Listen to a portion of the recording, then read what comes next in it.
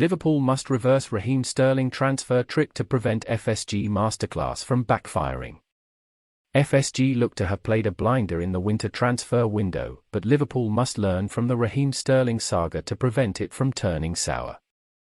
For a club that rarely does much in January, Liverpool certainly made a splash in the winter transfer window. The headline was the arrival of Diaz, for a fee that could rise to £49 million. If this price tag sounds familiar, it's the same amount that Manchester City paid for Raheem Sterling back in 2015. FSG would do well to remember that deal now, as they look to prevent another piece of recent business from turning sour. As well as getting Diaz through the door in January, Liverpool allowed Neco Williams to leave on loan to Fulham. He has taken to life in the capital like a duck to water, already racking up a highlight reel volley and striking the crossbar with a halfway line attempt reminiscent of Xabi Alonso. More important to the Cottagers, however, is his all-round play from right-back, which has rapidly yielded 2 assists. Unsurprisingly, there is already talk of Fulham wanting to make the transfer permanent. FSG will clearly have been aware of this possibility when sanctioning the move. There is still a belief that Williams could have a role to play at the club if he wanted it, so the loan does not fall into the same pure value inflating category as Nat Phillips, but it seems likely that the deal was agreed with the view to a possible sale. In this respect, Liverpool will be delighted with how the business has panned out so far. Football Insider reports that FSG now feel they can command a fee in the region of £12 million. That would be almost 25% of the total Sterling transfer fee, for a player whose route to the first team is effectively permanently blocked by Trent Alexander-Arnold. Had the owners attempted to sell in January, that price would surely have been lower. In this sense, the club has performed a masterclass. However, this Alexander-Arnold aspect is important. He is effectively the only reason that Williams is considered surplus to requirements. Had the Welshman emerged at a different time, he may well be getting fast-tracked into the Liverpool team.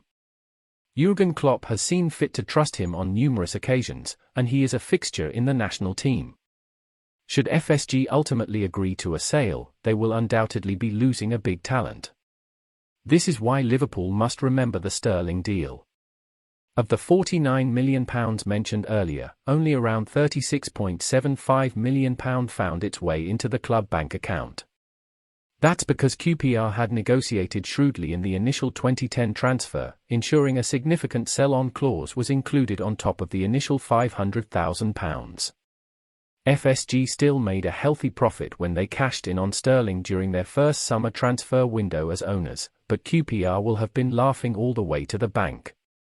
In fact, the deal remains the most lucrative sell-on clause in English football history, beating the £7.125 million netted by Barnsley when John Stones moved to Manchester City.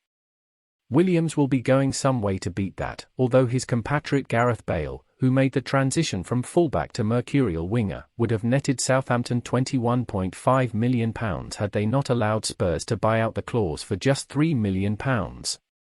Nonetheless, Liverpool must protect themselves by inserting a sell-on fee in any sale. It is easy to forget that Williams is still only 20. A player does not make a breakthrough at Liverpool and then set the championship alight at that age by accident. His talent is without question, and his ceiling is very high. Whether he delivers on all his potential remains to be seen, and a role as understudy to Alexander-Arnold would probably not help him to do so, but FSG must be mindful of how good he can still become even if they greenlight a departure. A sell-on clause in any deal to sell Williams might not land Liverpool as much as £12.25 million, but it would be foolish for FSG not to insist on one as part of any transfer.